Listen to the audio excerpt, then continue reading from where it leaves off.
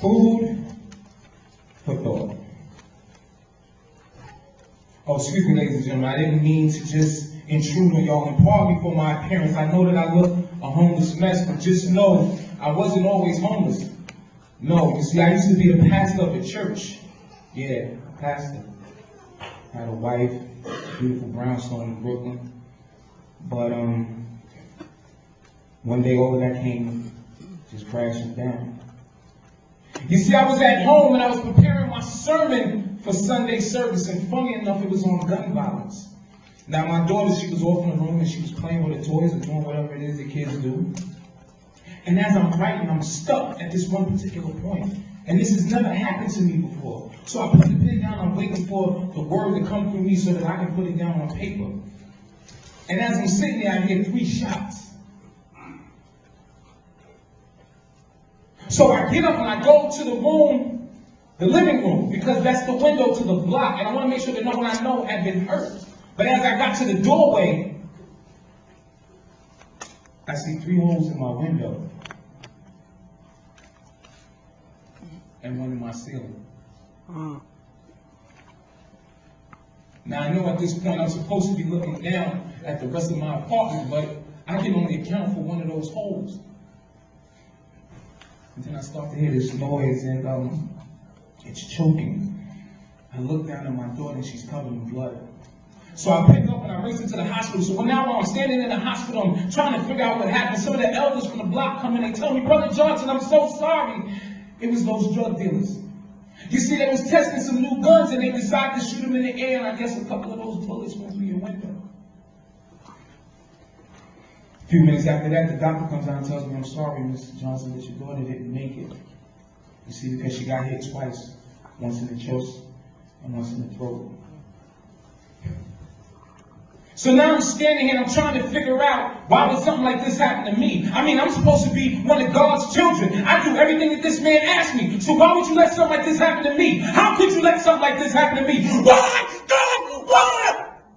How could you do this to me? I was one of your children. I did everything you said. I never cursed. I never swear. I never ate pork. I even gave more than 10% of everything I earned. You take the most important thing from me.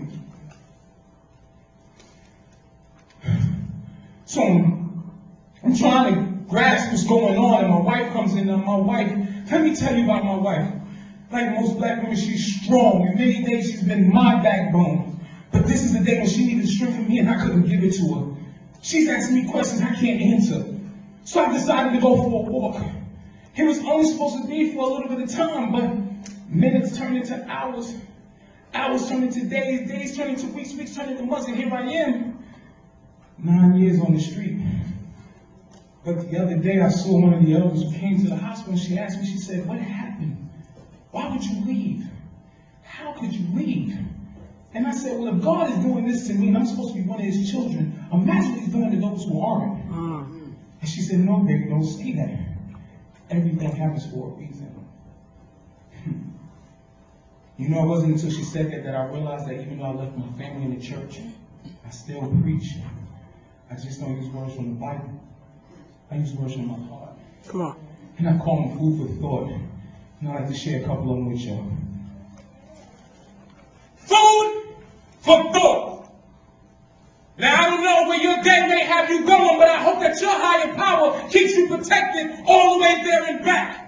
Now, since the mind is always hungry, I wanted to offer a little food for thought.